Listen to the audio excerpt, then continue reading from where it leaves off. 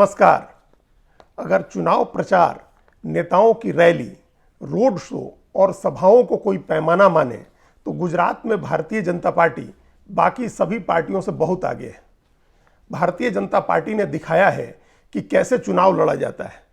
और ये सिर्फ गुजरात की बात नहीं है, भाजपा हर जगह इसी अंदाज में चुनाव लड़ती रही है।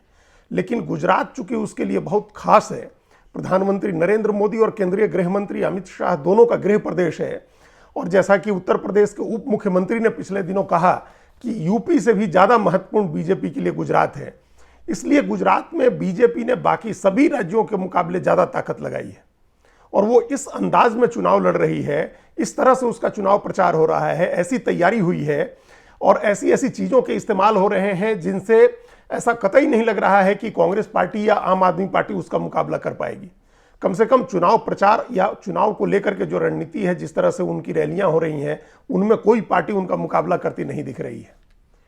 पहले चरण का चुनाव 1 दिसंबर को होना है। 89 सीटों पर 1 दिसंबर को मतदान होगा और उसके लिए 29 नवंबर को प्रचार बंद होगा।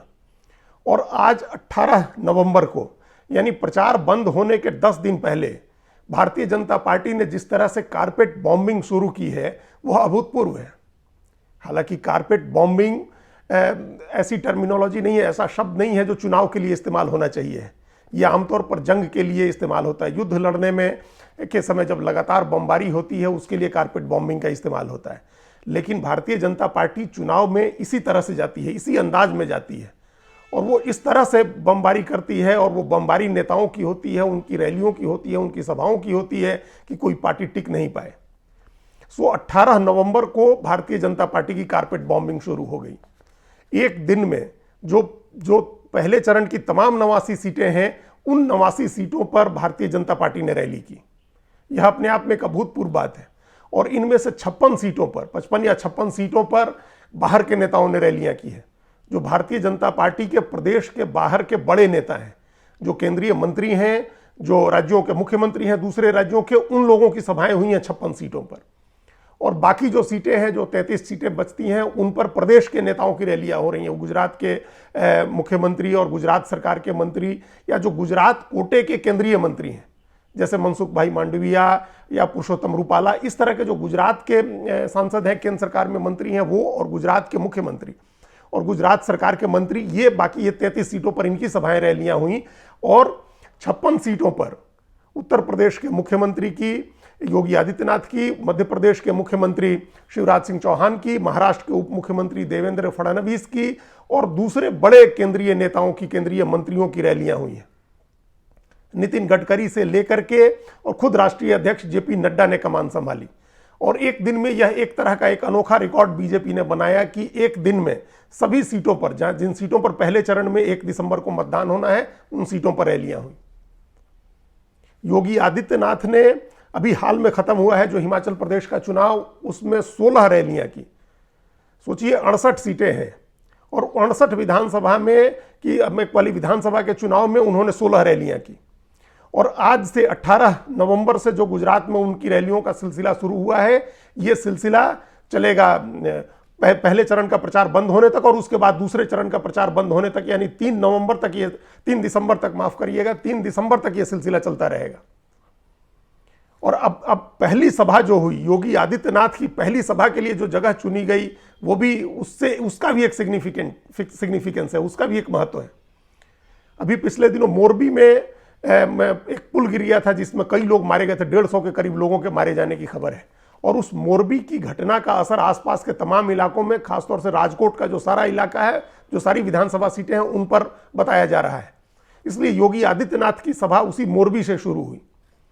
उन्होंने मोरबी में अपनी पहली सभा की और प्रधानमंत्री नरेंद्र मोदी की जमकर तारीफ की। उन्होंने प्रधानमंत्री मोदी के नाम पर गुजरात जाकर के प्रधानमंत्री मोदी के नाम पर वोट मांगा मोरबी में। उन्होंने बताया कि किस तरह से मुफ्त की शिक्षा, मुफ्त की चिकित्सा और 80 करोड़ लोगों को मुफ्त का अनाज प्रधानमंत्री नरेंद्र मोदी दे रहे हैं। तो ये मोरबी में सभा शुरू हुई और उसके बाद उन्होंने 3 जगह और, उनकी कुल मिलाकर के 3 सभाएं हुई योगी आदित्यनाथ की। अब ये उन्होंने एक खास बात उनकी सभा की और रही, ये आमतौर पर सब लोगों ने, देश के लोगों ने सुना है कि एक गुजरात मॉडल है और उस गुजरात मॉडल को दिखा करके 2014 का लोकसभा चुनाव नरेंद्र मोदी ने लड़ा था और आज भी देश के दूसरे राज्यों में जो पिछड़े राज्य हैं वहां गुजरात मॉडल की चर्चा होती है। और उस जिज्ञासा में कि हमारे यहाँ गुजरात मॉडल लागू होगा, लोगों ने बीजेपी को वोट दिए। लेकिन यहां उल्टी गंगा बहती दिख रही है गुजरात में। गुजरात में योगी आदित्यनाथ का मॉडल दिख रहा है, गुजरात में उत्तर प्रदेश का मॉडल दिख रहा है।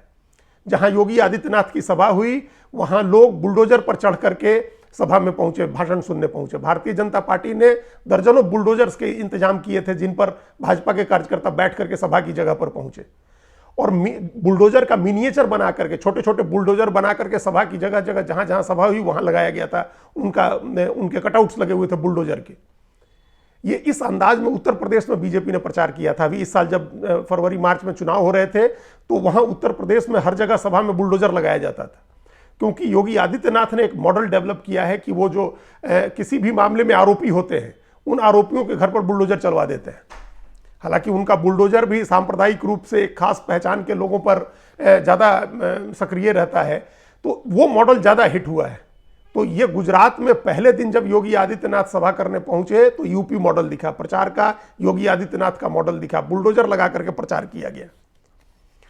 शिवराज सिंह चौहान मध्य प्रदेश के मुख्यमंत्री हैं, गुजरात के पड़ोसी राज्य के। उन्होंने 4 सभाएं की और उन्होंने अपनी पहली सभा से यह साफ कर दिया कि उनका एजेंडा क्या है।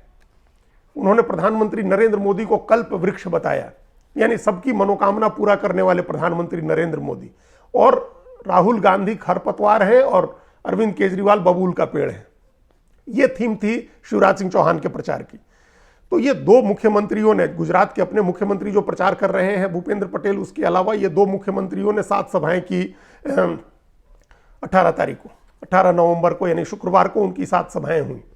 और महाराष्ट्र के उप मुख्यमंत्री देवेंद्र फडणवीस ने भी 2 सभाएं की।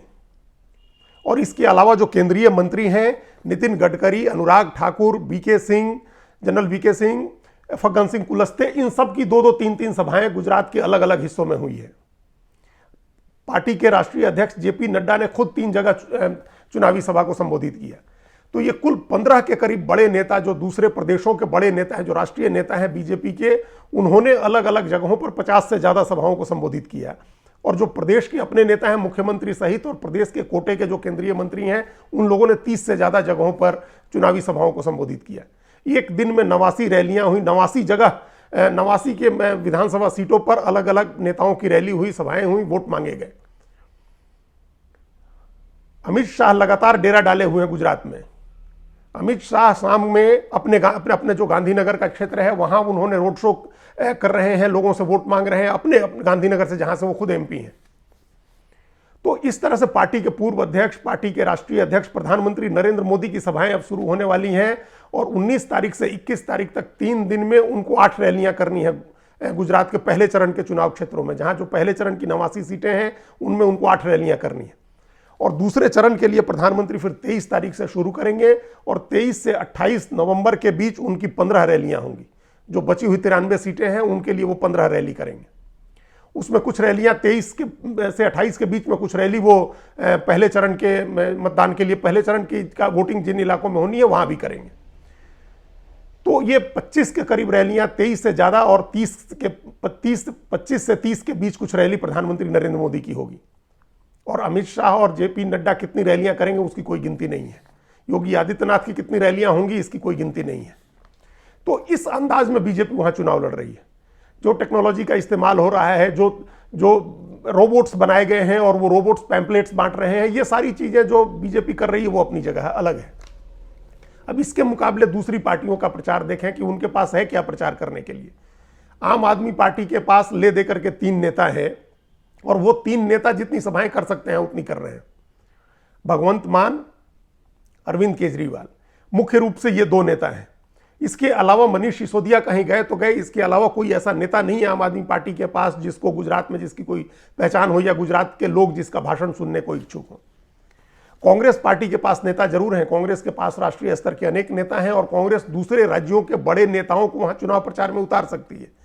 लेकिन इस तरह की जो carpet bombing Bharatiya Janata party कर रही है उसके मुकाबले कांग्रेस का प्रचार 10% भी नहीं है। कुछ छोटे नेता, कुछ जरूर उत्तर प्रदेश के प्रमोद तिवारी या इस तरह के कुछ और नेता प्रचार कर रहे हैं, लेकिन राहुल गांधी के बारे में खबर है कि वो आएंगे, 1 या 2 रैली करेंगे। प्रियंका गांधी की रैलियों की कोई योजना नहीं है, उनके बारे में अभी तक कोई सूचना नहीं है कि वो कोई सभा रैली करेंगी, जबकि उन्होंने हिमाचल प्रदेश में 4 दिन प्रचार किया। पार्टी के राष्ट्रीय अध्यक्ष मल्लिकार्जुन खड़गे को लेकर के भी कोई बहुत तैयारी रैलियों की नहीं है, और न गुजरात में कहीं बहुत उत्साह है। पार्टी के जो उम्मीदवार हैं वो उनकी रैलियों की मांग नहीं कर रहे हैं।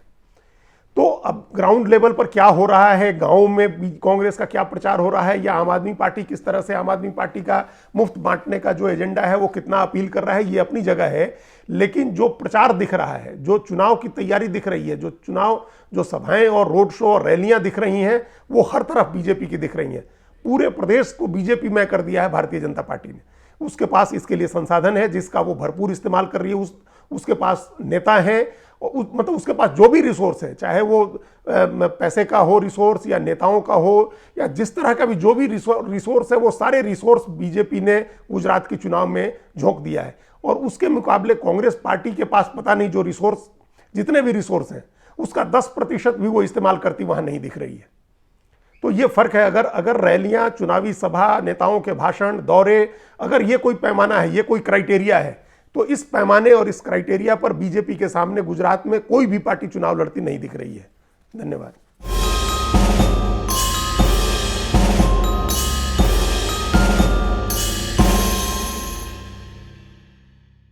कृपया हमारे चैनल के साथ जुड़िए, लाइक कीजिए, सब्सक्राइब कीजिए, बेल आइकॉन जरूर दबाइए।